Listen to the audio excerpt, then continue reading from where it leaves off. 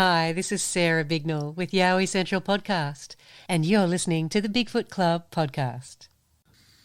Be sure to check out the website at www.bigfootclubpodcast.com for merch and all of the episodes. You can find Bigfoot Club on social media on Twitter, Facebook, and Instagram at Bigfoot Club 1. That's Bigfoot Club and the number 1.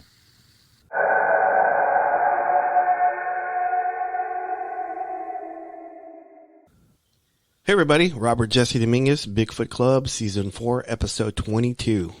I'm here with my nephew, Steven. Steven, say what's up. What is up? What's going on, man? Oh, you know, typical. We're actually doing this remote for the first time. Not the first time, actually. In a while. Yeah, in a while. I think in the season opener, we did the first Episode 1 and 2 remote. So that was a while back, so... Yeah, I'm just, here taking care of Blair, because she had her sinus surgery and stuff. So that's right. How is she doing anyway? Today she's doing a lot better. I think once the anesthesia wore off, the pain meds were finally to focus and kick in, and so she's doing good. Yeah, she's just sleeping and resting. So nice. Okay. Well, give her give her my love and stuff. So. Will do. All right. Today, I'm thrilled. We have in our midst today Gary Lynn with Australian Yowie Research. Gary, welcome to the club. Good afternoon, gentlemen. How are you? Good, man. First of all, brother, I want to thank you for making the opportunity just to come onto the show. I'm really, really. I know Sarah set it up, and I love Sarah, so thank you for that.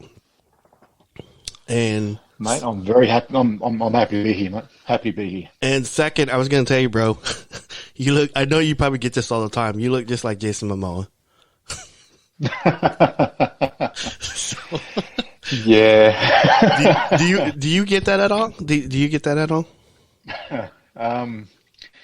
Without trying to sound arrogant, on a pretty much on a daily basis. So, I'm going to say, too, Gary, you kind of resemble, if you were to get a haircut, you kind of resemble Manu Bennett. I don't know I'm pretty sure you know who that is. No, I don't. No. Yeah, man, I'm trying to think of movies he's been on. He played, I know he played Deathstroke on Arrow. You know what I'm talking about, Robert? Yeah, I do, yeah. I can totally see that, yeah, it kind of looks like him if you were to get a haircut. But Jason Momoa is always a plus. So yeah, that's it actually started with Game of Thrones. With, Khal Drogo, yeah.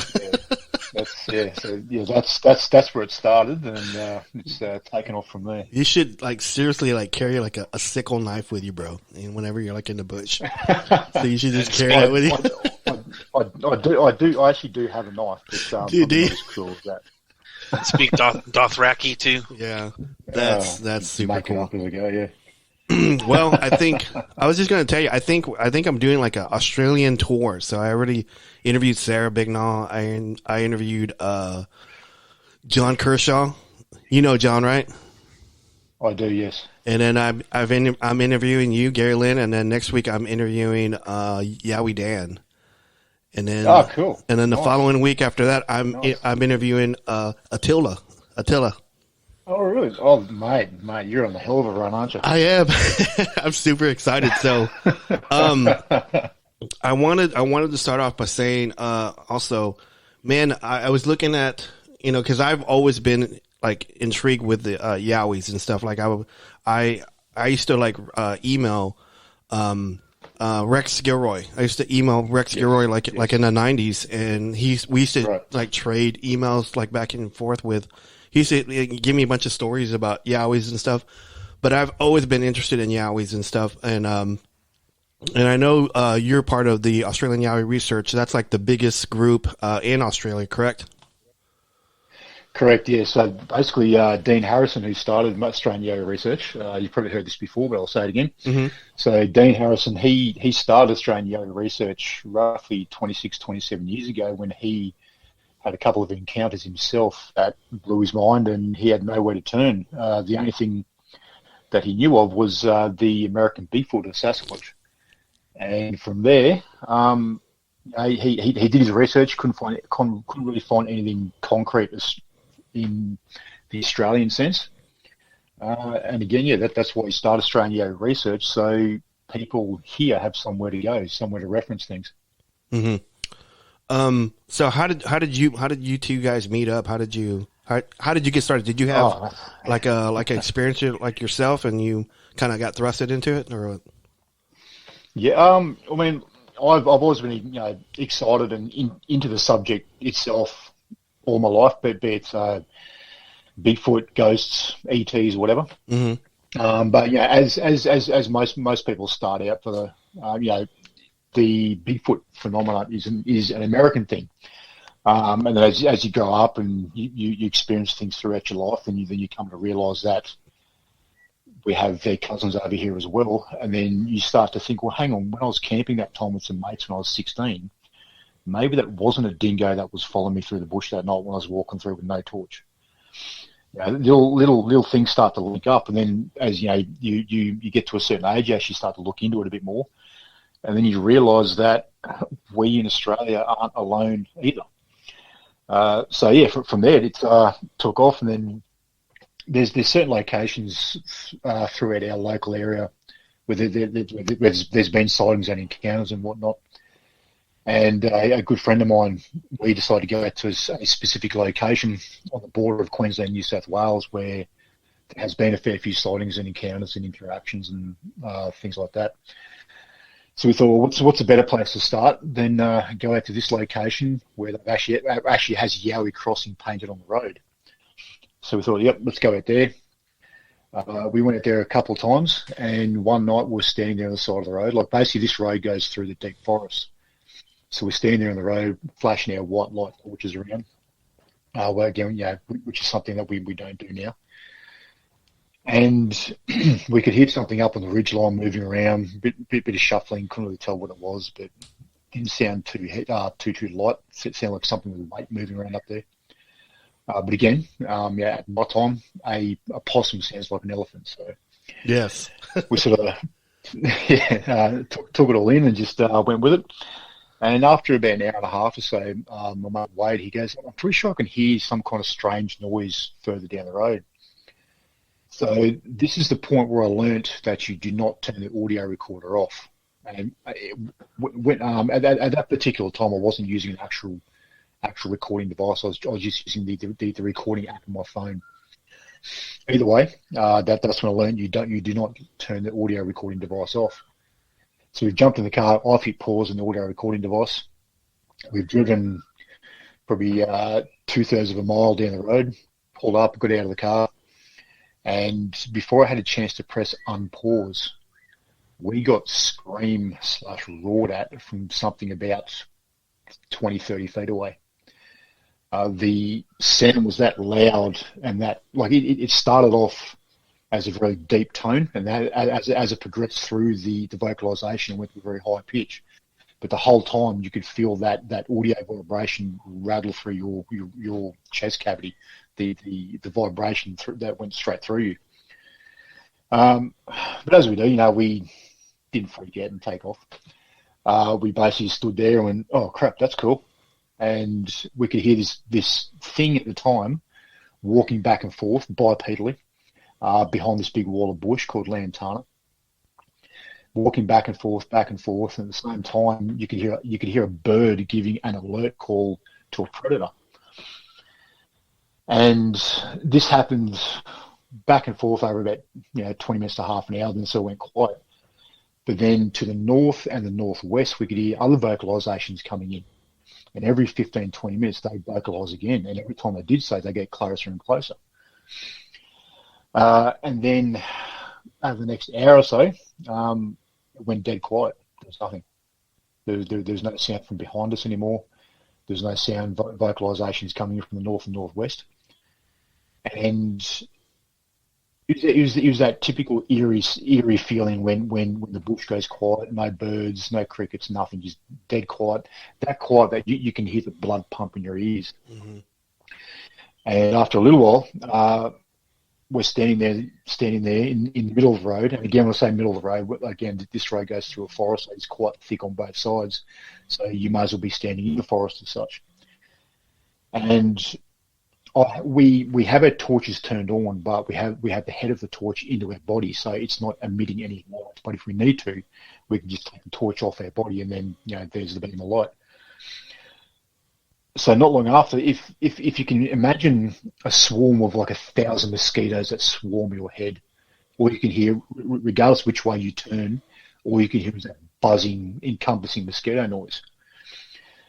I'm thinking, look, am I hearing things, or what's going on there?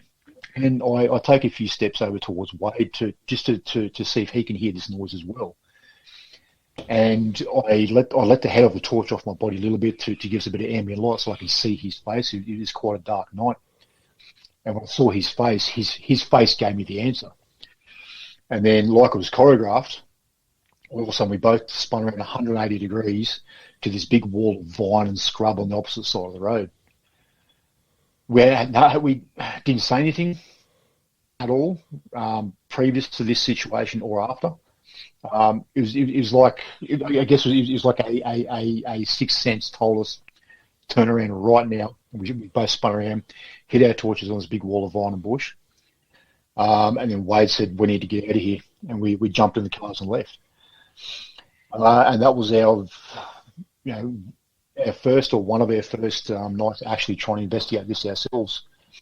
And from there, we kept going out into certain different locations with no luck at all, because that night raised the bar quite high.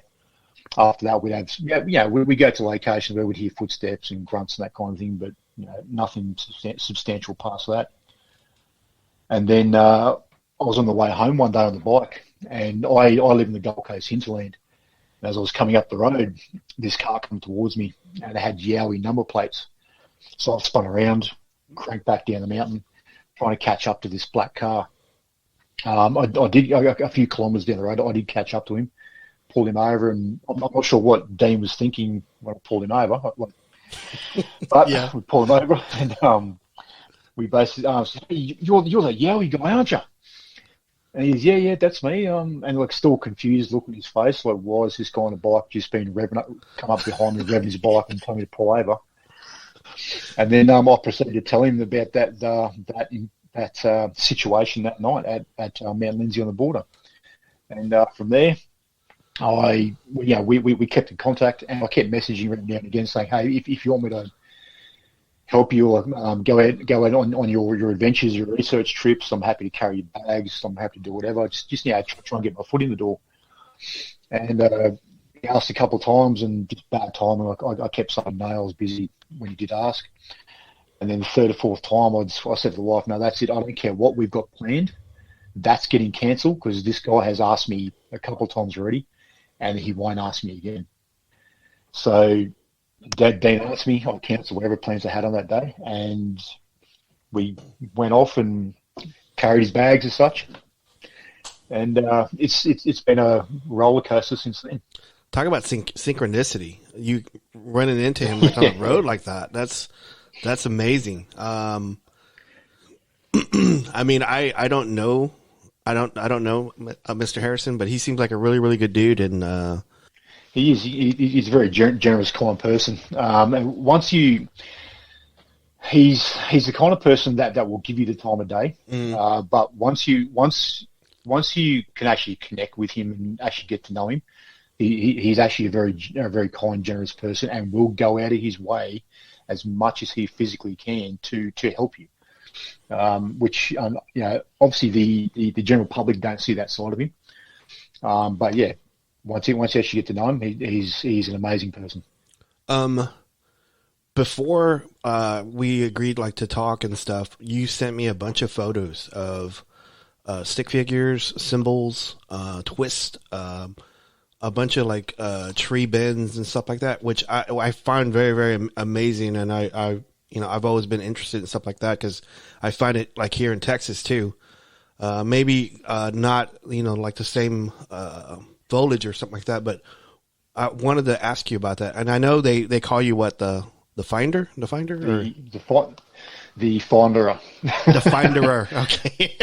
Yeah. Yeah. What do you think it means? Like most of that, I know not everyone is like the exact same thing, but what do you think most of that mean? All the figures and symbols and twists and. Yeah, well, I mean, if we go straight to your common tree break, I think that's a pretty universal thing between here and over your side of the fence. Mm-hmm.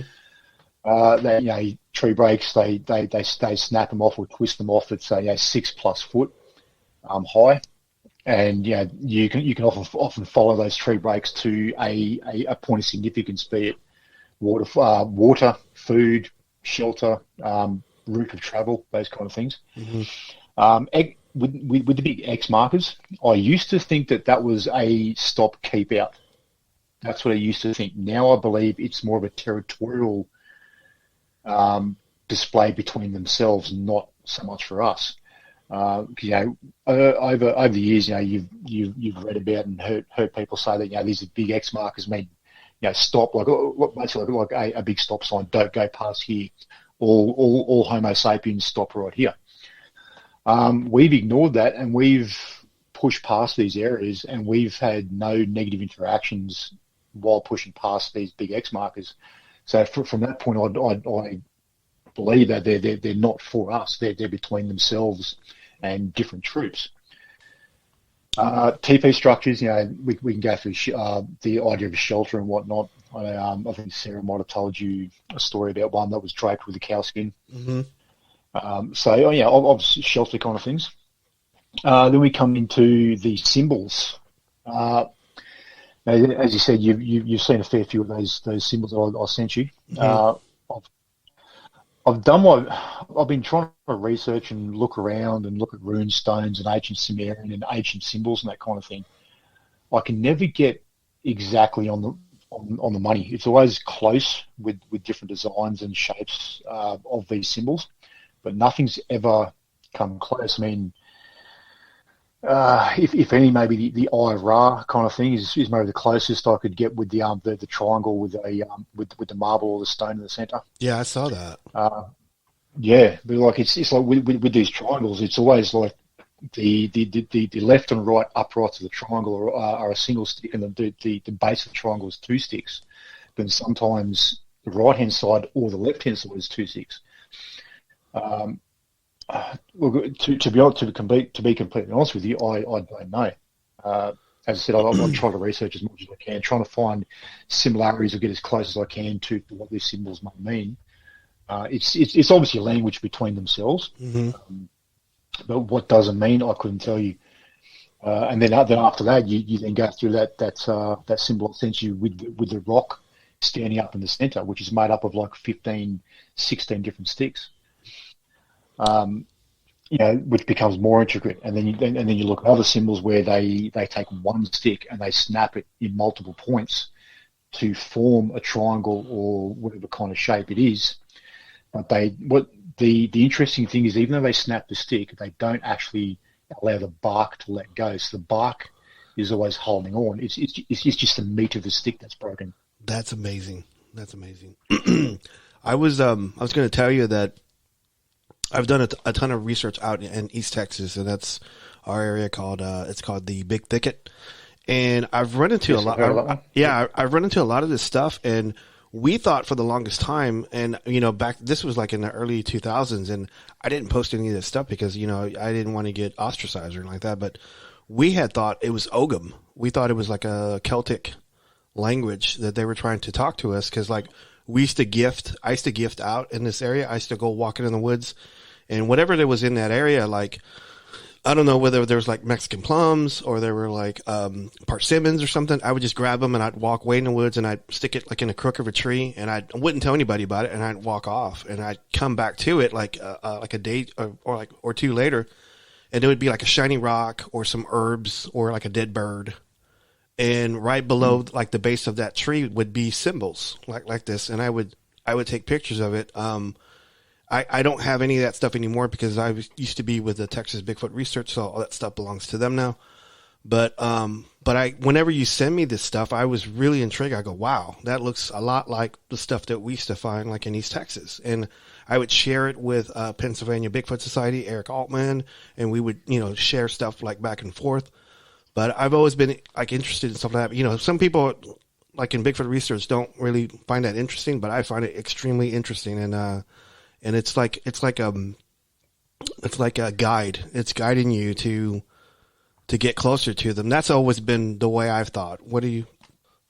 Mate, I'm actually quite impressed because I've reached out to a lot of fellow Americans to try and get some kind of correlation and reference to see if they found symbols themselves. And you're actually the first person who's actually said that you've found similar symbols. Mm-hmm. So I'm actually quite happy about that because I've tried many different American researchers and they're all like, no, I've never seen this, never seen that. So yeah, I'm actually quite happy about that. Whenever we get off, I'm going to send you a video of my mentor, Luke Gross, and he was doing this was a couple of years ago. He was doing a research with 4 different researchers from 4 different states, and they were doing like stick signs, like in the woods somewhere in the woods. They wouldn't say where it's at, but they all did the exact same symbol. And like, I think 95% of the time they got the same result back on each different state, I thought was amazing. Right. So, whenever we get off, I'll send that to you and you can look at it and tell me what you think. But, man, that's awesome. Steven, you have any questions on that or? No, I used to always think that, whenever you used to tell me that when I was a kid, that I thought it was just like their way of just letting their group of, the Bigfoot, like, I thought it was their way of letting them know, like, hey, this is where this is us, we're here, we went here, I never really, I guess, thought much into it that it could mean something more, like each symbol means like, hey, this is a like no food area, or this is a dead end, stuff like that. So I'm intrigued to actually look more into that because who knows what those symbols mean. It's actually quite intriguing on that. Yeah. Well, the thing is as well, like I'm not sure how people can not be intrigued, like you said earlier. Like it's like coming across the pyramids of Egypt and then find the hieroglyphs and then completely disregarding the hieroglyphs. Yeah. It doesn't make sense. Yeah, like, exactly. Yeah. We're trying to interact with these beings, these people, and they're putting their language on the ground for us or for themselves. Either way, it's really mind-boggling how a person can just pass that off as it's nothing. Don't worry about it. Like we've copied the symbols. To try and get some kind of response from them. We do have a little bit, but they don't really respond too much. I feel the Yowie is a lot more of a recluse than their cousins, the Sasquatch. Mm-hmm. Even just in sightings and vocalizations and whatnot, they do tend to keep themselves a lot more, or that they stay in the shadows a lot more than the Sasquatch do. I don't know. That could just be a human population thing. But even as close as going to say, like with vocalizations, it's very hard and rare to get vocalizations on audio. Obviously, you go on YouTube, you can punch in Bigfoot vocalizations, and thousands come up. Unfortunately, it's not the case here. We have heard a lot of vocalizations, and especially in areas where these symbols are found. Interactions we've had with them, especially with crystals, we have tried with fruit and that kind of thing.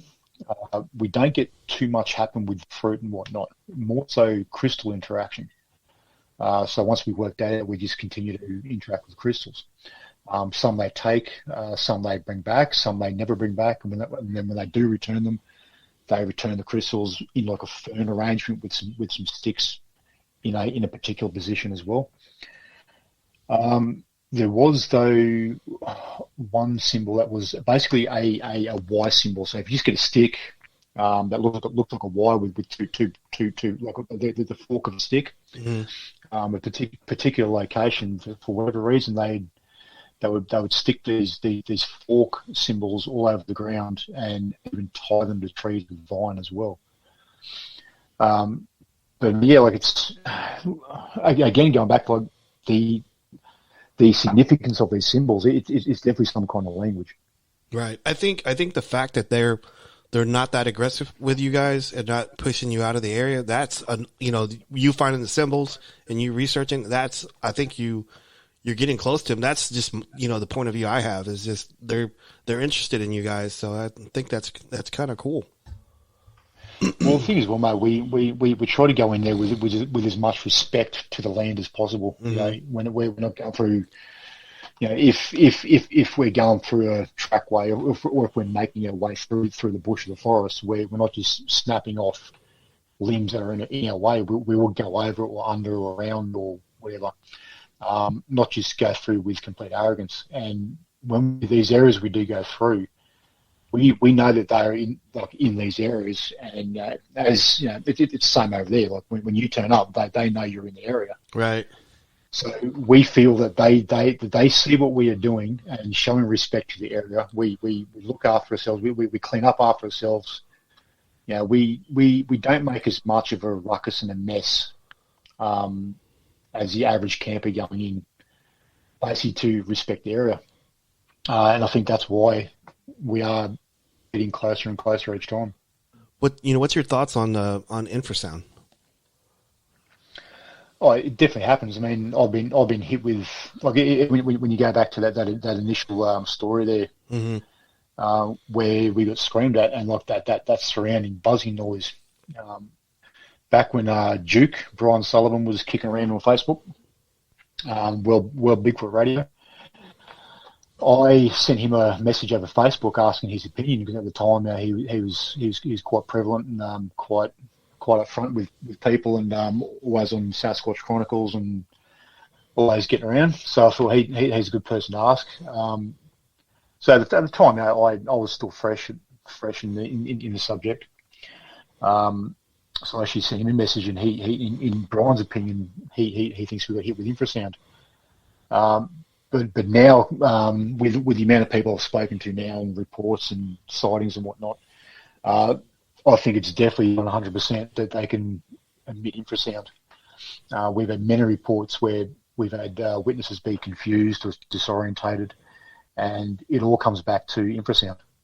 Yeah, I know. I was like some of the people I've talked to, like in the past, that was one thing that I kind of never asked, and I would go back and I would talk to them. I say, hey, did you feel like scared, or did you feel nauseated, or you had lightheaded, and they would go, but they would think for a minute and go, yeah, I kind of was like that. And cause I know in the past I was talking on another podcast and we were talking about EMF, electromagnetic field. And like people react differently to that. Like I said before, like they get nauseated, they get lightheaded, they just feel really, really weird. And so when I was talking to them about it, they said, that sounds like infrasound. So, and I go, yeah, it kind of does. And so now whenever I go in the field, I always take a EMF detector with me all the time.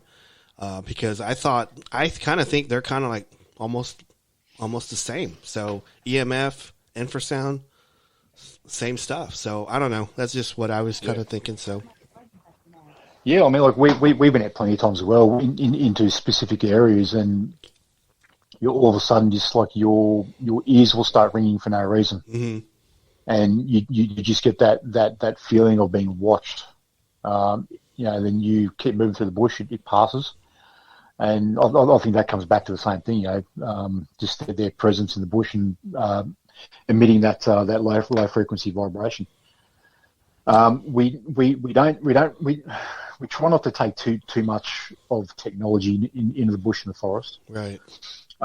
Just to try and keep it down to our phones, audio recorder, and the thermal cameras, as little as possible. If we are doing overnighters, we will take a Bluetooth speaker and play certain styles of music and that kind of thing to bring them into camp. Mm-hmm. But yeah, like with EMF meters and that kind of thing, we actually haven't tried to use those as of yet. I was going to ask, what type of music do you use to lure it in? Well, Dean likes to play classical music. Okay. I'm not sure if that gets results. It certainly doesn't get results from me. I know that much. Because I listen to death metal and that kind of thing. Yeah.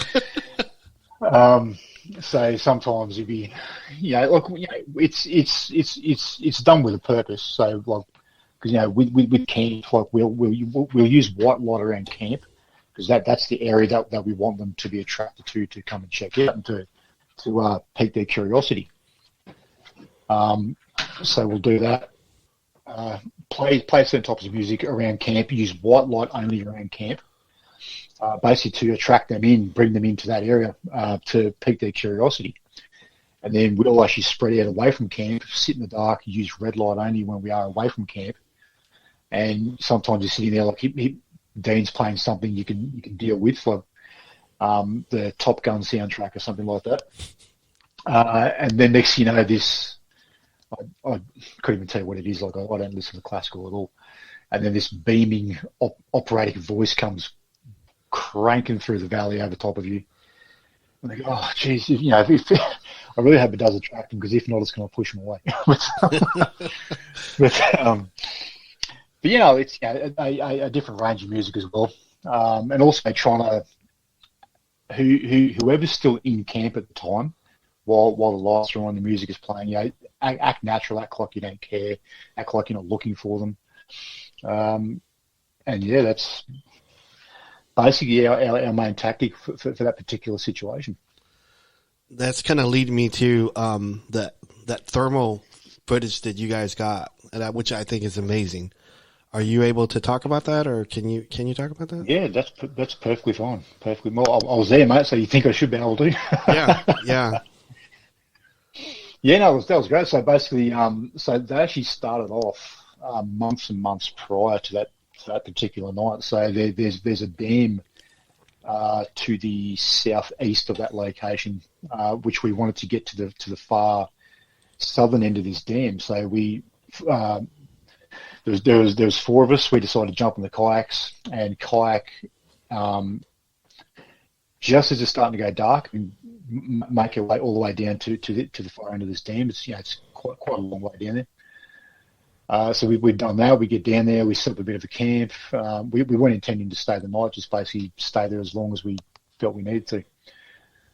At the same time, we had two UFOs fly over top of us, and then a couple of minutes after that, we had some awesome green eye shine. When I say UFOs, I mean light objects, not actual craft. Right. Okay. But yeah, then we had green eye shine to our southeast. Two of the guys, Buckingham, who was the one who was holding the camera that night, and another guy, Steve, they decided to go down to that area and actually check out where this eye shine was coming from. Myself and Dean stayed back at camp. After a little while, Dean and I went back, went and met them down there as well. In the finder, I found the footprints through the sand. Buck and Steve actually heard something heavy move off through the bush when they did get down there.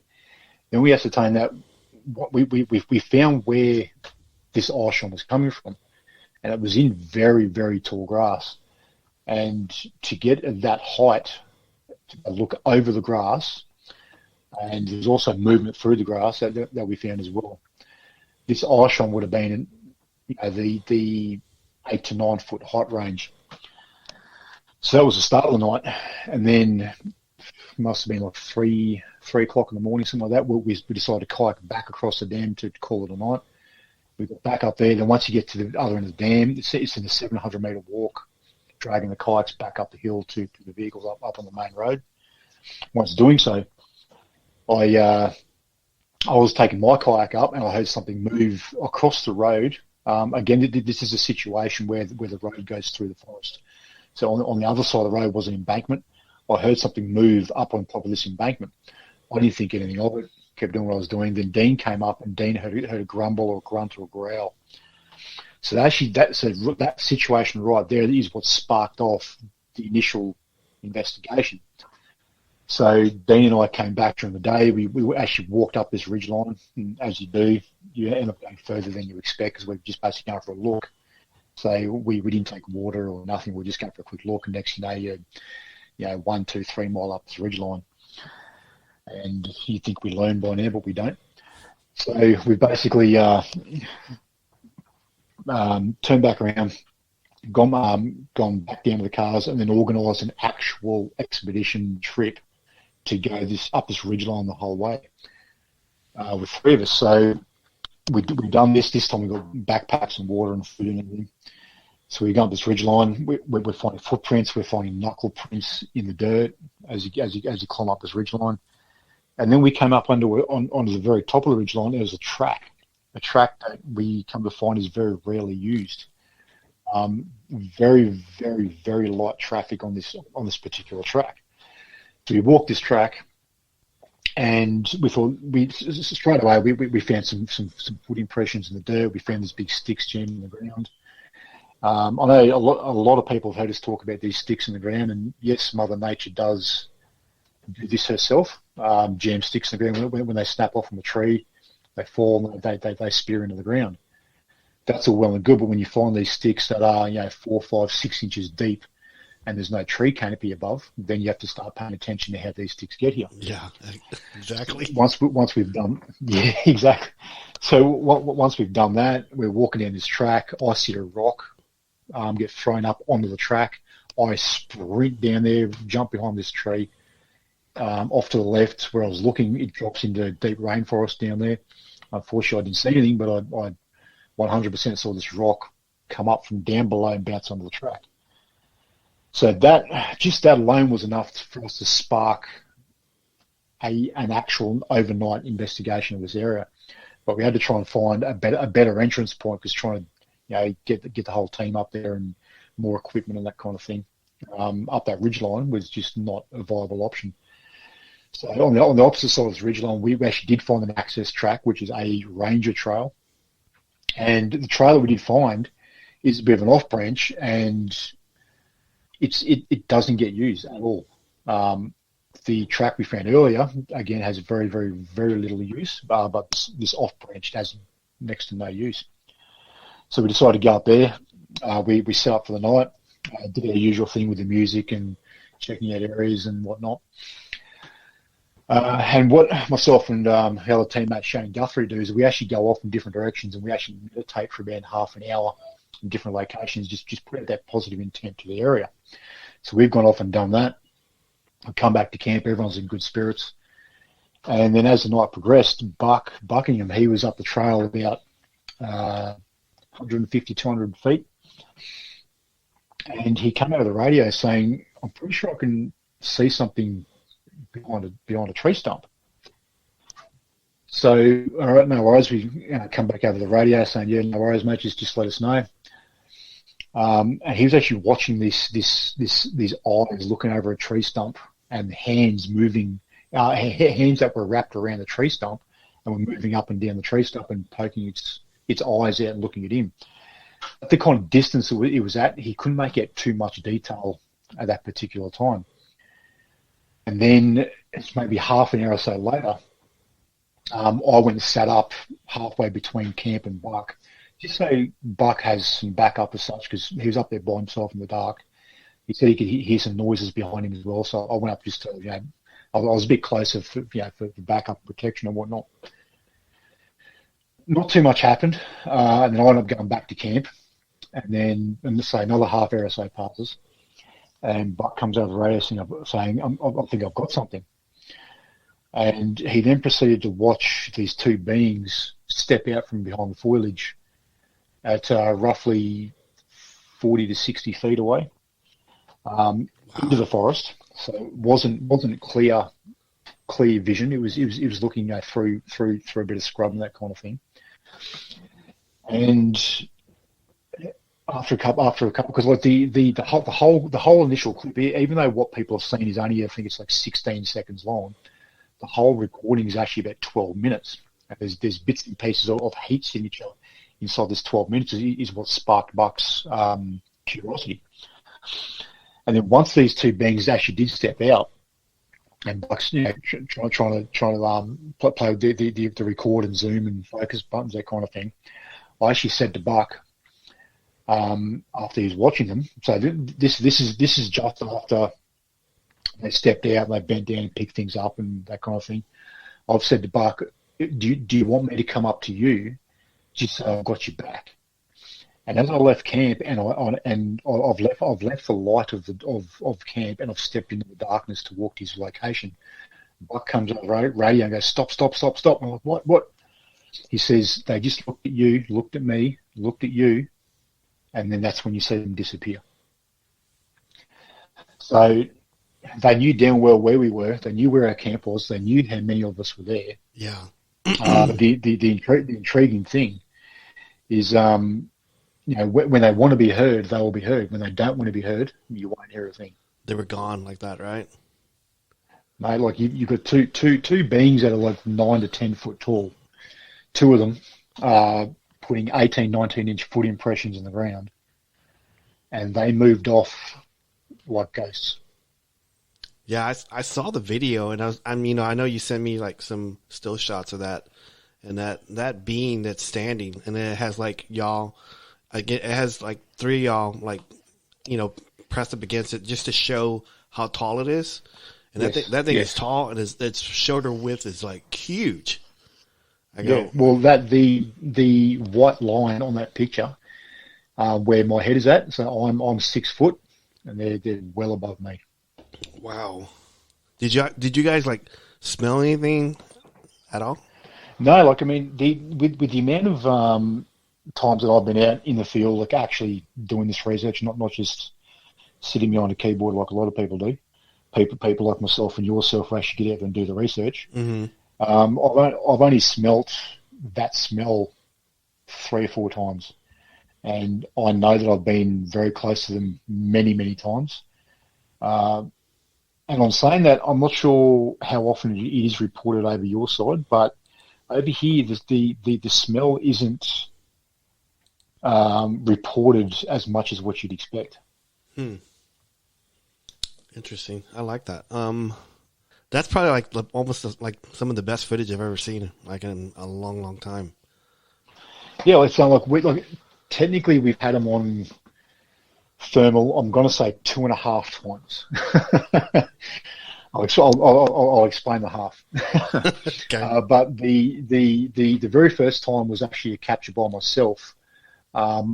Again, down where we were loading those kayaks, we were there on another night.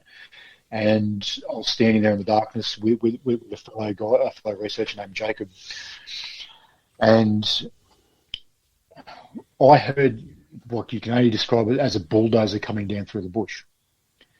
And I pull the thermal camera up, and I see this massive big blob of heat coming down from the ridgeline toward this embankment across the road. And as they got closer, they split into two. And then once they split into two, because of the distance, it was hard to make out. But once they split into two, I knew exactly what I was looking at. It was two of these beings. And one went sat on the embankment to the left. The other one foraged, ripping roots and reeds out of the ground, I guess, to get the bulbs from the bottom of plants and that kind of thing. And I watched this being with its left hand on the embankment, leaning into the embankment, and with his right hand grabbing reeds and roots and ripping them out of the ground. That was the very first one, and like that lasted about 14 minutes. And the only reason that ended, and again, when it's like that, they came in like a bulldozer. The only reason that situation ended was this is about 1:30 in the morning, and a car unfortunately did come up the road. There is a township on the top of this mountain. This car comes up the road, and of course, it's going to weird you out seeing two guys standing in the darkness with a strange-looking camera. So they slowed down.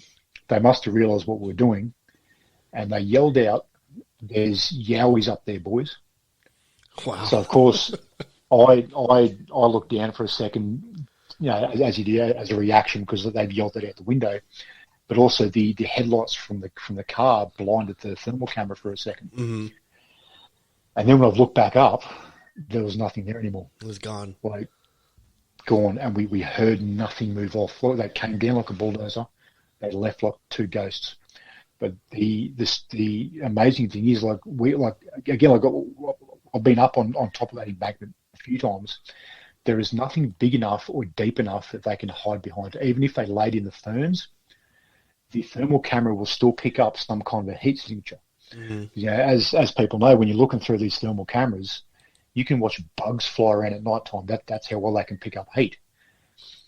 We scanned that embankment for the next 10 minutes. There was not one even faint little tiny heat signature moving off or disappearing or hiding or nothing.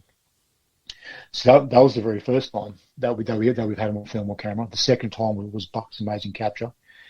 The third time, the half capture. The halftime, yeah. Yeah. It was in another location, which is still in the same general mountain range, but a different location, obviously. We had a triangle base camp set up. So we had 3 teams of 2, and we set up in a triangle quadrant at specific locations. And Dean and the other team member Steve were down in the creek, and they actually had rocks thrown into the creek, landing in front of them. So when that actually happened, I pulled the thermal camera up, and I actually saw this bright yellow basketball-shaped object running through the trees and then away. Unfortunately, all I saw was the head. So I can't exactly say what it was, but this is directly after Dean and Steve had rocks thrown in the creek right in front of them. Something that couldn't have happened naturally either.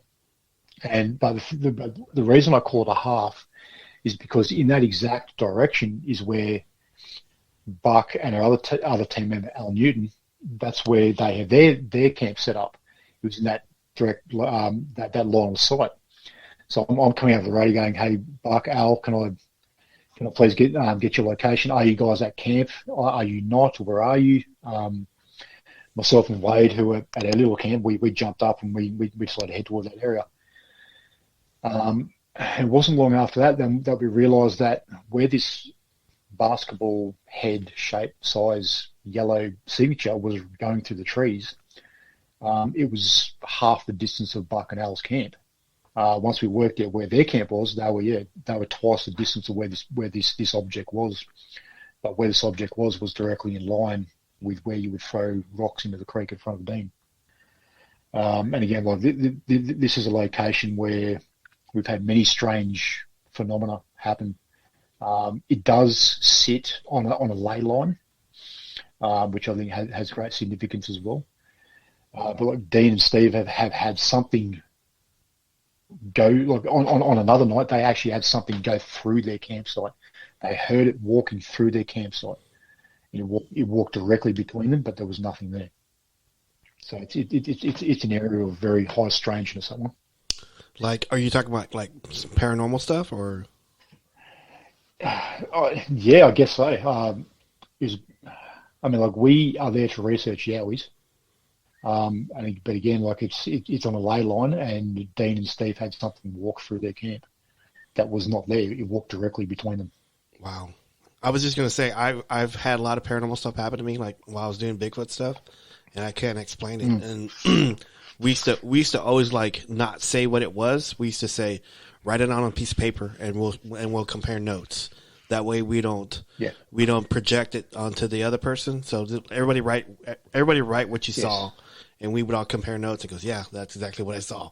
So yeah, man, like we've had many times where we've heard noises that don't make sense. We've found things that don't make sense. We felt things go through camp that don't make sense. Going back to the kayak situation, again, we had 2 light objects fly directly over top of us that were following each other very closely. Mm-hmm. At that same location, on another night, myself, Shannon, and Dean were there, just the 3 of us, and we had a little base camp set up. And where our base camp was set up, we had tree cover, but directly above us was no tree cover, no tree canopy directly above us. Dean is up the trail a bit, and he's sitting on the radio saying, I've got something walking down below me in the valley, maybe 100 feet down below me. I can hear it pushing its way through the bush. It's bipedal. It's crunching, it's stomping. You can quite easily hear it. So I've come back over the radio to Dean and said, well, are you okay up there? Yes, he is. I've gone back over the radio again. Well, if you need us to come up there, just let us know. He's like, yep, okay, no worries. So Dean just sat there and just listened and watched. Seconds after that, if you picture the sound of a stunt kite, so when so people on the beach have the stunt kites that they dive and fly around. When they dive a stunt kite, the wings of the kite have that flutter as it dives down really fast. If you take that and cross it with a mechanical buzz, that's what we heard. Shannon and I look up straight away. We see a big black V with no lights, just like a satin black V, fly directly over the top of us. Seconds after, Dean says, right, I'm just going to sit here and wait and see what this noise down below me does. You know, we that situation there, I did research it. Like, was it a military drone? I think it was way too big to be a military drone, but you've got to rule out what it could be before saying what it is. So I've done that, and the drone that did come up was one that the Australian Army does use. It's about 2 meters, 2.5 meters wide. That is kind of in the shape of a V. But this object, basically, if you got two F trucks and put them in a V shape, a wide V shape, that's the size of it. Wow. And it was satin black, no lights, and just flew directly over top of us with that fluttering mechanical buzzing noise, and kept going. That almost sounds like infrasound too as well. I don't know why I thought that, but you actually sent me along with that thermal footage. You sent me two pictures. One of them is looks like a bedroom with like foot of a bed, TV, and a doorway, and another one looks like a window of a kitchen. It says "glow from salt lamp," and it was like a silhouette. Can you talk about that a little bit? Yeah, that's perfectly fine. So I've had experiences my whole life where I thought I was seeing shadow people. Most people don't know what shadow people are. But it wasn't until maybe 3-4 years ago is that where I came to find out that they were not shadow people that I've been seeing all my life. Things sort of answered themselves and led to specific conclusions. I haven't been seeing shadow people all my life. I've been seeing ETs all my life, just in the corner of my eye, darting between rooms and that kind of thing. But always quick enough that you can't see them. Not a solid object, like a silhouette almost. So the one with the salt lamp. So that was the first time that I actually saw one of these beings in my house. And I get excited by the thought of contact, be it Yowies or ETs and whatnot. Like, there are moments when you do get a bit nervy and scared as such, but for the most part, it's nervous excitement. Regardless, even that night, our first encounter, when that being screamed at us from 20 feet away, I didn't get scared. I was really nervous excitement. So, on saying that, I started doing Dr. Stephen Greer's CE5 meditations a couple of years ago, which is human initiated contact. Had great success with it. Had a lot of sightings and whatnot. Even my daughter, who's now five, even she hears and sees stuff in the skies, and she knows what it is. And it's obviously you're bringing that attraction to you as such. And once I sort of got into that, things heated up a fair bit in contact, where you could actually sense a presence in the house. Lights would flicker. You'd feel that you'd be watching TV. You'd feel something's watching you.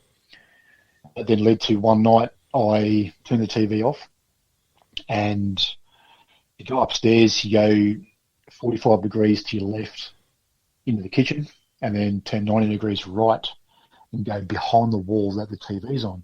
And then you do another 180, and you go upstairs. And the stairs that we have to come upstairs, they're not solid stairs. They're all individual steps. And we have a massive salt lamp in the kitchen on the bench beside the microwave. And to go into the kitchen, like we've always had mastiffs. So like at the moment we have an English Neo Mastiff and a Neo male. At the time we had a couple of big English Mastiffs, and they're laying there snoring their heads off, and that was that. So to go to the kitchen, as owners of large breeds will know, you've got to step over them because they're zonked out, snoring their heads off. So I've done that. I've gone to walk upstairs. All the lights are turned off apart from the salt lamp. And in the reflection of a window on the back of the house, I've seen something reflecting through the steps on the stairs. I've then stuck my head back around the wall to look into the kitchen, and I see the outline of the silhouette of... Sorry about that. You're fine. I've seen the outline or a silhouette. Steven, did you see those pictures? I did. What'd you think of that? That's pretty crazy, man. So, as many large dog breeders would know, when you have these large breeds like English Mastiffs and whatnot, who are pushing like the big male that we had, who we lost a few months ago, pounds wise, he was 230, 40 pounds, and just big, not fat, just a massive dog. It's a linebacker. With these kind of dogs, when they're asleep, they're not moving. So you actually, you've got to step over them to get around them. So I've turned the TV off. It's time to go to bed. The only light left on in the house downstairs is the salt lamp. So I've left the lounge room, stepped over the dogs, turned right and then left, and in the reflection of the window on the back of the house, I see something through the individual steps that lead upstairs. I've stuck my head back around the wall, and lit up by the salt lamp was a silhouette of your typical grey ET. Big head, tiny body, tiny shoulders, tiny arms. And unfortunately, I don't know why to this day, because I want contact, I want to invite them around for a barbecue.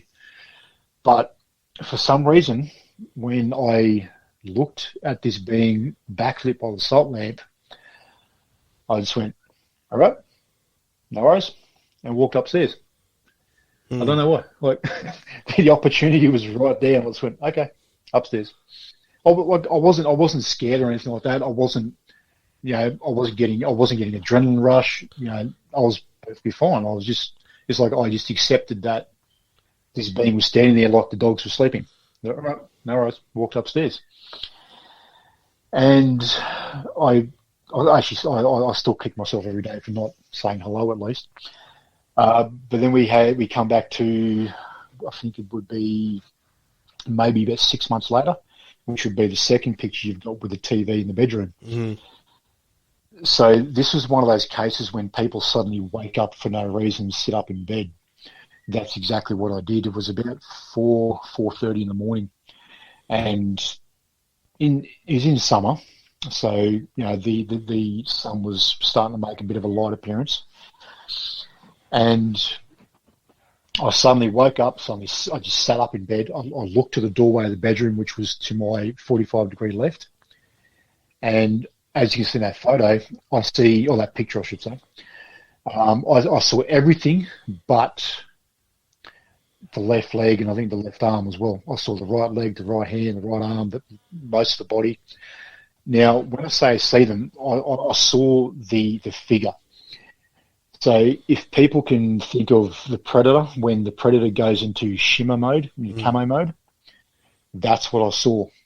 They exactly like the Predator, but it was the perfect outline of this ET. And of course, when someone is standing there, regardless if it's an ET or an actual person, they are going to give you that initial jump for a second. So when I've looked across and seen the being this time, I have jumped because it's startled me a little bit. And then when I've looked back, the being's gone. And then if we fast forward to probably 3-4 months after that, my wife at a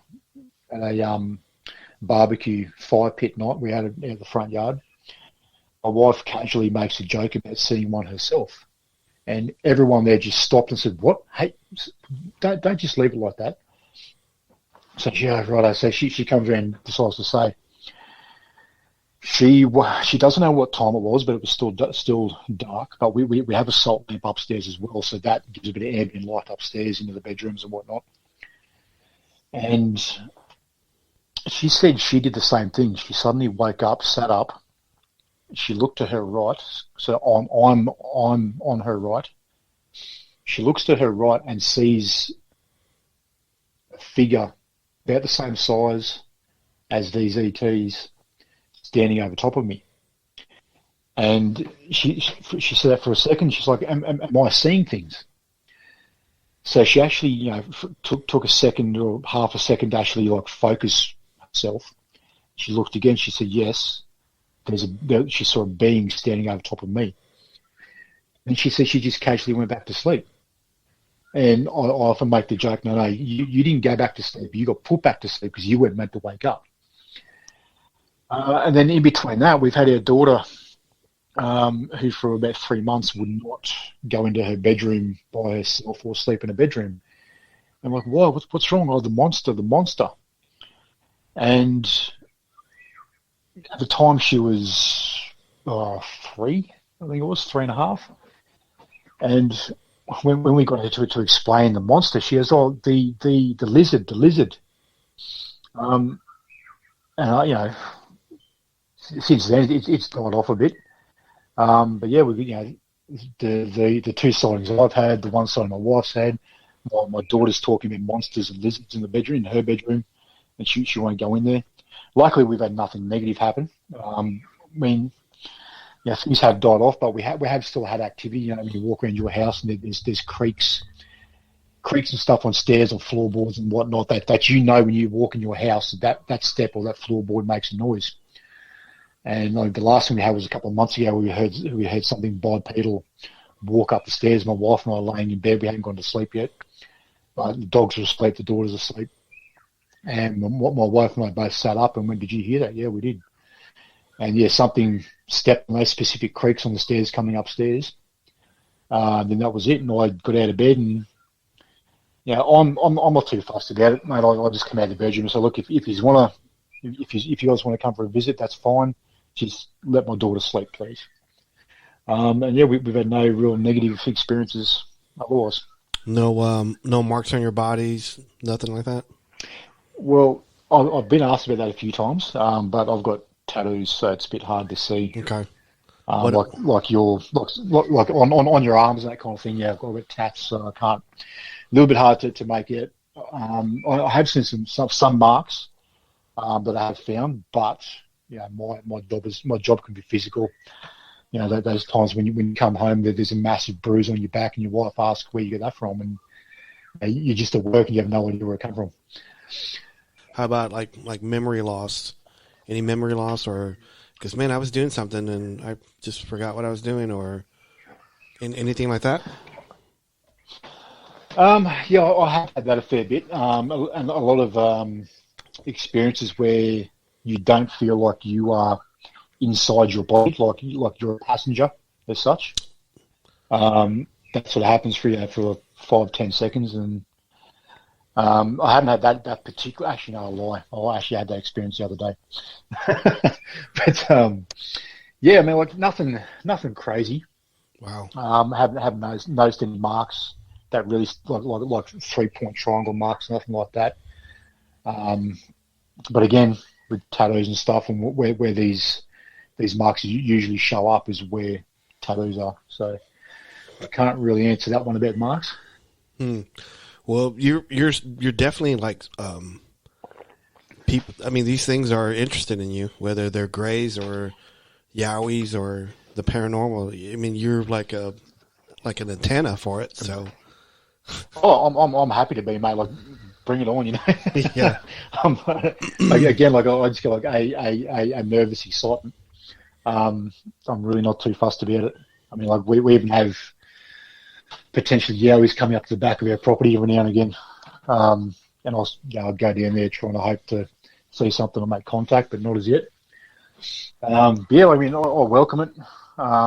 We've had at my daughter's third birthday, we had a bit of a shindig across the road, and afterwards we all came back over to the front yard, around the bonfire, and there was 7 of us around the bonfire, and this big golden white orb flew directly over top of us from a south to north direction. Witnessed by all 7 of us. It was going slow enough that I had time to pull out my phone, put it on video, start recording, and record this object flying over top and stop record. And when we went back to watch the footage, it wasn't there. It didn't record, but All 7 of you saw it, right? All 7 of us saw it, but it did not save on my phone. That's weird. And then 20 minutes later, from the north to south direction on the eastern horizon, we saw 3 light objects in the shape of a triangle heading south. That was 20 minutes after this orb went over the house. Wow. Yeah, I mean, like I personally can't get enough of it. You know, bring it on. All of it, bring it on. Man. And I'm actually like, while you're talking, I'm actually looking up stuff on yowies and stuff. And I was gonna ask. I was reading on a certain case that caught my eye. It happened in. Yeah, no, like we get up to minimum 10 emails a day from around the country. I came across this report, and I wanted to see if Gary heard about it. I'm pretty sure he has. It happened in Calgoa Creek. Do you know anything about that one, Gary? Calgoa Creek. What were the details of the encounter? Well, on this one, it shows there's a guy named Peter. He was driving a truck over the Calgoa Creek, and he said he saw a yowie, a really big yowie. Like, let's say he looked like about 10 feet tall, and it dropped. It said it looked at the car, it startled him, and then it jumped off the bridge, which it looks like it's 20 feet down, and It landed, and it takes off running.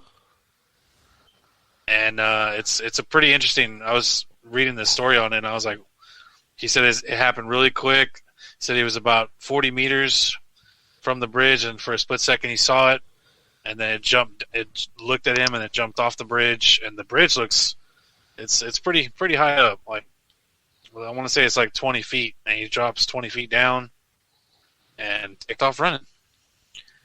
I wanted to see if you heard anything about that one. Not that specific one, but that area is very close to some other encounters that we've had where they've actually carried a vendetta. So a young girl was finishing work. I think she worked at a pub or a restaurant or something like that. And to go home, the quickest way was to take this dirt road, which would basically cut her trip in half, as opposed to taking the bitumen all the way around the outside. So she's doing what she does after every shift at night. She's cruising down this dirt road. She comes around this corner, and there's a yowie standing on the side of the road. She sort of half freaks out, and she actually almost hit this being as she went past. So she's gone home. She's obviously, that right there is enough to freak you out. Something that, it's mind altering, it's reality altering in itself. The next night, so she has the same shift the next day. So that next night, when she's on the way home again, you think surely it wouldn't happen 2 nights in a row. You would think that, wouldn't you? But no. So she's on her way home again on this dirt road, about the same time. She comes around the same corner, and there is another yowie. Wow! But it's not the same. It's not the same one. It's a different one, and it looked at her like it was waiting for her. And as she drove past, this particular being it actually took a swing at the car. That's crazy. So it's almost like you almost killed my son or daughter. Yeah, like she was waiting on him, like she was waiting on him to get back at him. So we have a Karen Yowie. That's what it is. Wow, that's yes, we do. A Karen or a Kevin, yeah, one of them. Wow, that is crazy. 2 nights in a row. Yeah. This one just caught my eye, and what caught my eye is the name of the road that Peter was driving. Is, I might be butchering this name, Waluga Bruina Road. Luga-Barina. Waluga Bruina Road. Yeah, that's quite interesting. Jumping off a bridge. That's it's a little too crazy for a Yowie. That's wow. That's we've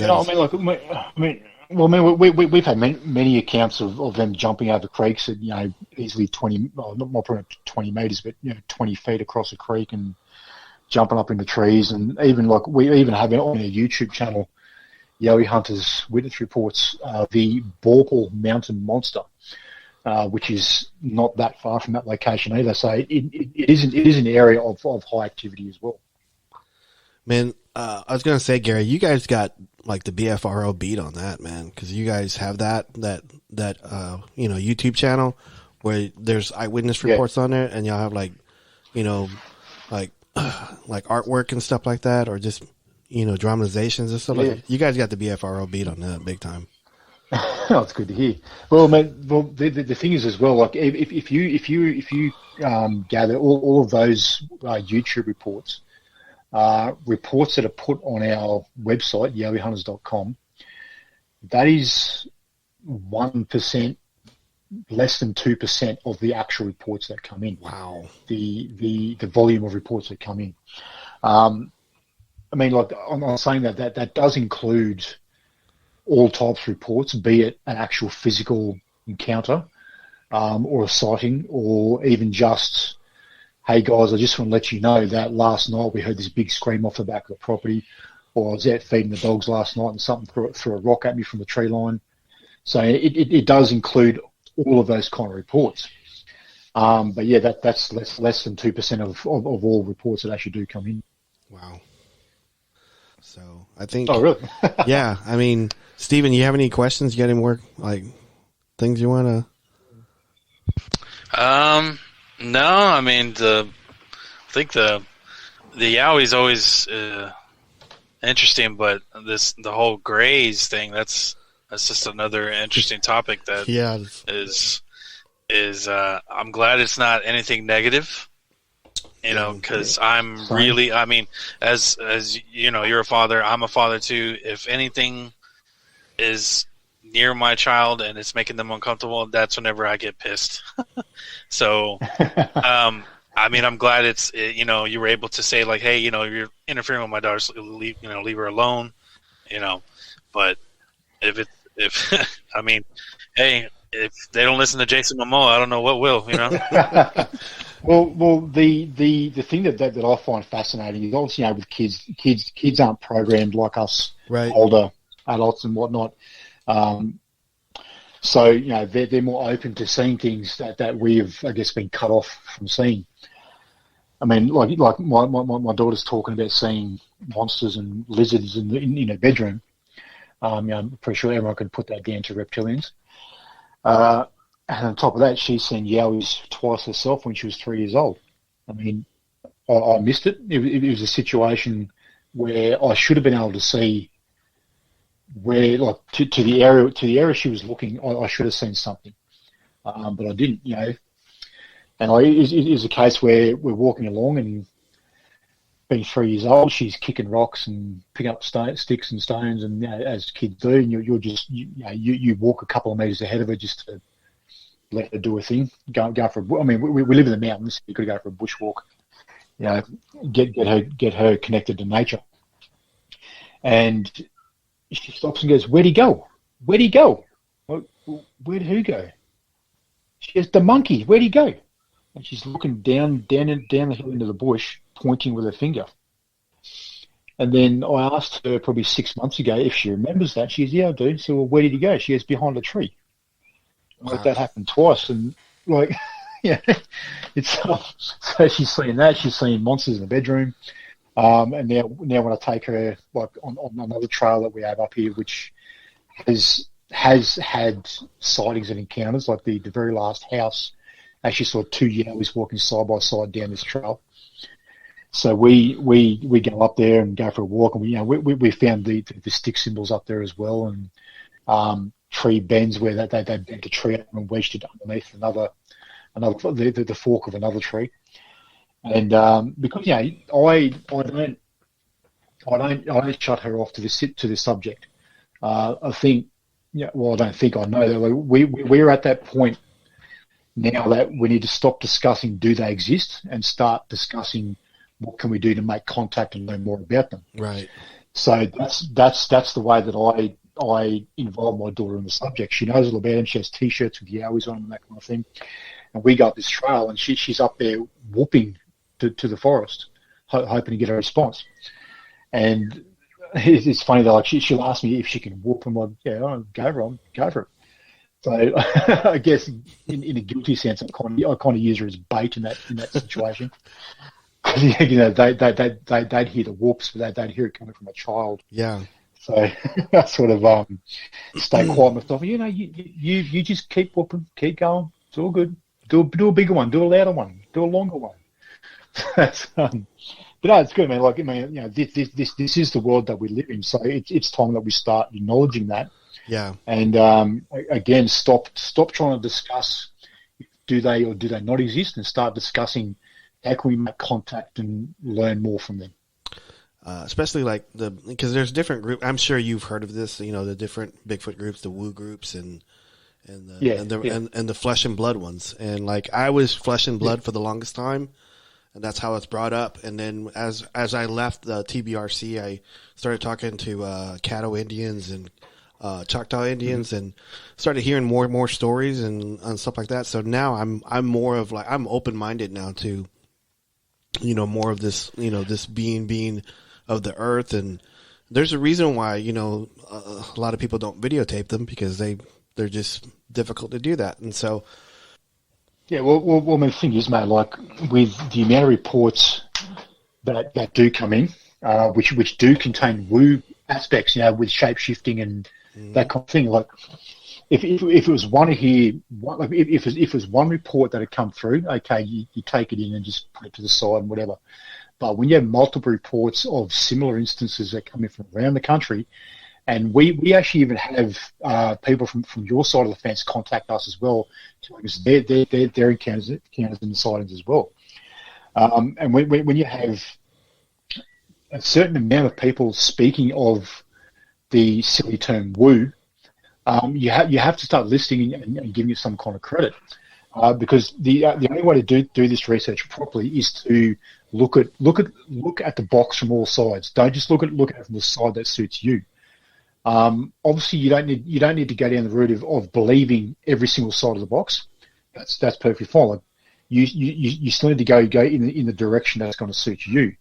But you need to be, again, open to all different aspects, because this isn't a black and white subject. There is a lot of grey in this subject. So we need to just be more open to it. And if someone says, look, I saw this being and it seemed like it disappeared in front of me, don't laugh. Like, think about it, take it in, because these people, they had an experience that affected them deeply. And that's, again, like if you're laughing at people, that's the main reason why people don't talk about this for the most part. This is why people who have significant, amazing footage and photographs don't come forward, because they don't want to get laughed at. Yeah. But I mean, look, but that encompasses the whole subject itself. So much goes on that we need to be open to that. Even experiences that I've had personally, and the team have had doing our research, would be put down to more woo than it would be flesh and blood. But the other thing as well, what I don't understand is why can't they be flesh and blood and still have extraordinary abilities? Just like us with the third eye, the pineal gland, when you open that up and activate that and things start to happen, it's the same deal. We are flesh and blood, and we have these abilities as well. So it's just a case of not being closed-minded. Again, you don't need to believe every single aspect and go with everything and all that. Just be open to it all, accept it all, put it in a file, put it in a drawer, understand it. It's there. So you have that there if it comes up again, and just continue to do research in a positive manner. And the only way to do research in a positive manner is to be accepting of all subjects. Because as I said, there is a lot of grey within this subject. Absolutely. I'm 100% agree on that. I love that. And the very latest report is actually from our very own team member, Shannon Guthrie, who at 4 o'clock in the morning was heading to work on his bike on the backside of the mountain and came around the corner and almost collected a juvenile in the middle of the road. Wow. Yeah, that's not what he says. Yeah, he says a lot more than well. He basically came around the corner. There it is in the middle of the road on all fours, and he tightened up his line. It put its hand out to brace for impact, but he tightened up his line just enough that its hand grazed his boot and the back of the bike as he went past. That's close. Oh my God. Very close. Oh, that is crazy. Very close. Yeah, very close. So he's people are like, well, why didn't you go back? Why didn't you go back? But as man Dean Harrison will tell you, and we've come to find out ourselves as well, is that these beings are never alone. There's always another one nearby, be it 50 feet away or be it half a mile away. There's always another one nearby. So if that was a juvenile, Dad is probably standing just down the road in the bushes, and it's probably not a good idea to stop. You keep going unless you, if you actually want to get to work, don't stop. Wow. Steven, you got any last questions, Steven? You want to shoot at Gary? No. Gary, you're an awesome man to talk to, man. I'm pretty sure Robert would say the same thing. We'd like to have you back. Yeah, appreciate it, mate. Appreciate it. I have a lot more to tell you.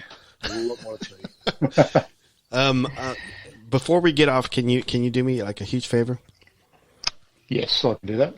Can you say, hey, this is Gary Lynn with Australian Yowie Research, and you're listening to the Bigfoot Club podcast. Can do. Hey, this is Gary Lynn from Australian Yowie Research, and you are listening to the Bigfoot Club podcast. Yes, that's a first take. I love it. That was awesome. It usually takes people like 5 or 6 times to do it, and it's funny. So I think John Kershaw did like twice. I think he did twice, and Sarah just told me because hey, you know what? I'll just record it and send it to you later. I go okay. Yeah. So in other words, Sarah probably did it 10 times herself. Yeah. She talks really highly of you guys all the time. I listen to her podcast all the time, and she talks about you guys. She talks you guys up all the time. She calls you. Mate, she's one of the team. Yeah. We all pump each other up. It's keep each other in the positive vibration more than trying to pull each other down and such. Yowie Dan, he's not a part of AYR, right? Or is he a part of it? No. He's affiliated with us, but he's not actually part of the team. How about Attila? Attila part of you guys? No, Attila's his own separate entity. Okay. Attila's podcast interview is going to be amazing because he's had some amazing UFO sightings as well. Wow. Incredible UFO sightings. I can't wait because, I mean, Sarah did me the favor and lined everybody up for me, and I know I reached out to you and everybody else, but she did a great job. I'm actually going to be on her show Wednesday, so. Oh, cool. I'm pretty excited about it. I got some stories that I haven't even talked about on my own podcast, so I get to talk about it on that one. So, Well, it's good, mate. 'Cause like the more people that talk about this subject, it's going to help those out there who aren't comfortable to talk. It's going to help them come out of their shell, or at least feel like they're in a safe space to eventually talk about it. Yeah. I mean, like, the mountain that I live on, because it is, well, being the Gold Coast hinterland, it is the people that live up here are sort of half mountain, half city folk. So the subject itself isn't as open as it could be. Whereas if you go to Springbrook, which is where the thermals were taken, they actually are mountain people. And like they are happy to talk about. Like you can go up there for a coffee with the Yowie Hunters t-shirt on, and you'll have locals just come up to you. Oh yeah, last Tuesday, last week, last month, this stepped out, saw this, found this, whistled at me, eye shine, So again, the more people that talk about it, the better, really. Yeah, I mean, I find myself a lot of times, because I have my t-shirt, Bigfoot Club, the logo, it's in black and white. And so I'm walking through the grocery store, and I'll get like some older gentleman walk up to me. He goes, I saw him in 1962 on FM 572. I go, really? He goes, yeah. I go, you want to talk about it? He goes, nope. And they would walk off. So, Can you do that impression one more time? Steven and I, we always do impressions all the time. We're always like, we do Mark Wahlberg all the time, Hey, very nice. So so you saw Bigfoot, huh? So, it does too. Yeah, hey, Very good. why are you crossing the street for, man? What's going on? What's on the other side? That's good. I like that. So, I mean, we have a lot of fun on our podcast. We don't normally just talk about Bigfoot or the paranormal. We talk about, Justin Timberlake or movies or just Star Wars or something. We just, I don't know, we just talk about lots of stuff. And surprisingly enough, go ahead. Yeah, I was just saying, like, you have to be happy-go-lucky about talking about the subject. Yeah. Like, there's way too many people who are so straightforward and narrow, and it's got, very black and white. Even when they talk to people, they talk about the subject or the way they go about the subject. They're very strict and direct with it all. And I think that's what, like, it's not an inviting persona for people who aren't as deep in the subject as we are, Yeah. And this whole thing about you can't joke about the subject, that's ridiculous, Yeah. You need to joke, you need to have fun, you need to be relaxed about it. And I've had many situations myself where like you'll be around people that you haven't really met before, and you have a joke about Bigfoot. People know who you are, and they'll crack jokes to you about all that. Have you found him yet? And are you out there in the bush making love to a yowie or something like that? But you go along with the joke, and then you'll find 10 minutes later someone will go, oh yeah, so are you part of this whole thing, are you? Yeah. Oh well, about 2 years ago, this location we were camping with the missus, and trying to it puts out an inviting persona to people. Yeah. It's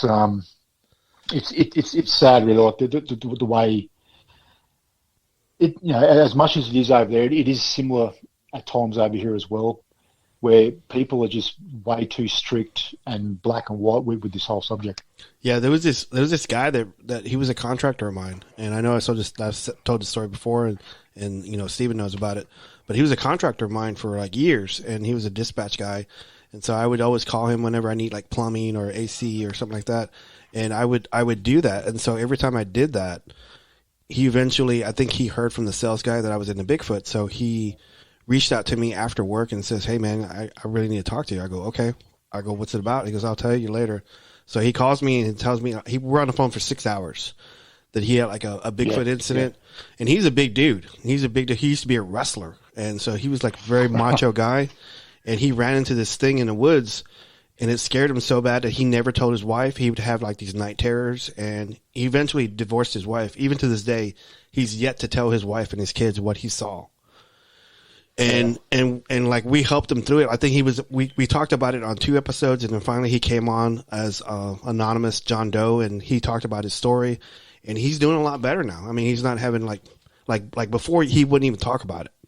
And now he'll call me up now, and like, cause we like still talk, and he says, "Hey, did you watch that latest episode of Bigfoot Expedition?" I go, "No, I didn't." And he tells me what's going on, cause like before he wouldn't even want to talk about it, and so now he's out and he wants to talk about it, and he's okay. Cause I was explaining to him why he saw the Bigfoot and why it was there, and he just thought it was a big monster that was just going to kill him. And I told him, I said, "No, you're between him and his food," and it wanted to get to his food, and it's a monarch, and it was probably like, providing for its family, and he never thought it had a family. He just thought it was a monster. And so that's the big thing that we have over here as well, is that people think that there's only one of these beings getting around, and this week he's down in Sydney, and next week he's up the very far tip of Queensland. Which is like 24 hours drive. But yeah, it's great. Like those kind of people, they come out of the woodwork all the time. Like I'm just in talks with a tattooist at the moment, and he was when I went to visit him to have a chat about some work I want done on my back. A mutual friend of ours was there at the same time, and we started talking about yowies because this particular mate has seen yowies as well. And so we started talking about it, and then the tattooist was like, "Oh, so you've seen him too, eh?" Yeah, and I'm part of Australian Yowie Research. And then while he was doing Clyde's outline of his work on his arm, he let me read a story that he wrote down in his typed down on his iPad, because he's going to eventually put this all into a book along with other stories and that kind of thing. Wow.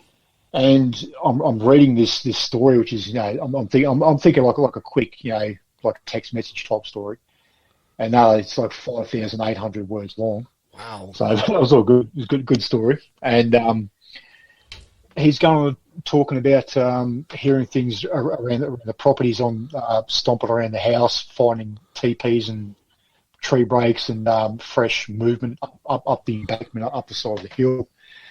Coming home one night, he came down to the driveway. The driveway at his old house was down the hill, it's like a teardrop. And as he starts going around the teardrop, he looks to the right and sees a yowie standing on the other side of the driveway. And then he had to look back to correct his line so he didn't run off the side of the driveway. And we looked back, this being was gone. The same being was tattooing a client upstairs at this house, and he was telling this client about the yowie that hangs around his house. And the client was like, "Oh yeah, right, okay, yeah, cool, no worries." Like, obviously, you pass it off a bit. And next thing you know, this massive bang on the front door, and they looked over from upstairs to see what was going on.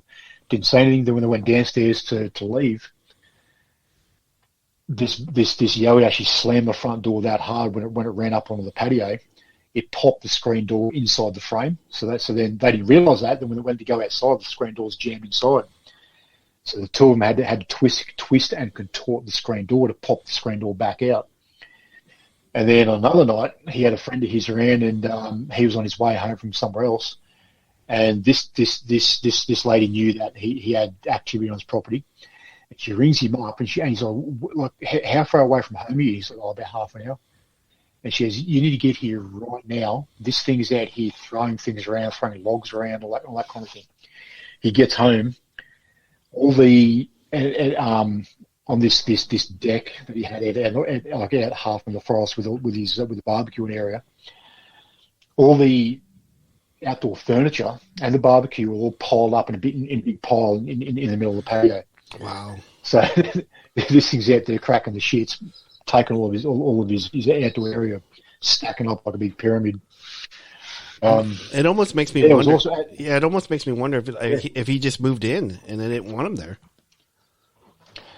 It wouldn't surprise me. I mean, like we've had that situation many times where we've got a famous case down Talabudra Creek, which is on the southern end of the Gold Coast, where a house had no residents for a couple of years. The homeowners fixed the place up and then put this place back on the market to lease. And a family moved in, mum, dad, 3 kids, and a dog. This particular property backs onto the same mountain range where the thermals were taken.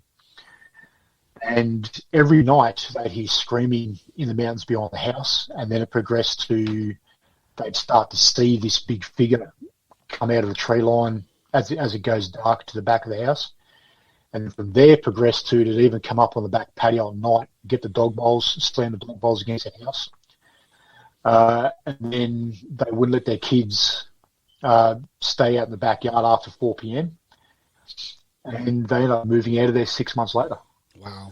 And that was purely a territorial thing that, no one's been in this house for so many years. They're in this being's territory. Is it a rogue male, a young male who's been kicked from the troop for becoming of age? And he's noticed that no hairless monkeys like ourselves live in this house, so he's claimed that area as his territory. And now there's a whole family with a dog moving there, making a whole heap of racket in his front yard. Yeah, that's an awesome story. I love that. We even have like a bit of an uptake in encounters when a new suburb gets developed.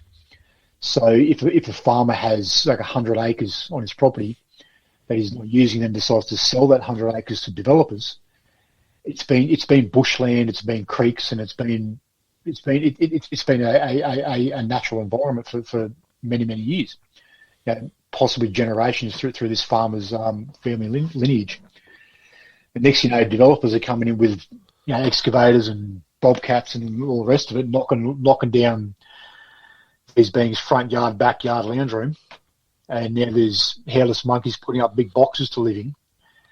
And we start having an influx of reports from these said areas because these people that move in this area are getting screamed at. They're getting stuff thrown at them from the tree line. It's common enough to talk about. Basically, it does happen a fair bit. Yeah, I bet. I mean, once people started moving in and it tries to push them out, and looks like these things are pushing back. Well, that's exactly right, man. I often get asked the question, like, do you know the areas that these beings sort of call base? That's their home territory, even though that they may range for kilometres and kilometres. Do you know their actual home base? And we have 2 locations where we are very certain that this is where they live, like this is where they call home. And people are like, well, why don't you go in there and get that money shot or make contact in there? And I often tell them, I literally had this conversation yesterday with a customer of mine, and my answer to her was, well, it's like when you have door knockers come up to your house, you don't want them knocking on your front door, and the first thing people do is scream at them or slam the door in their face, tell them to get lost, etc.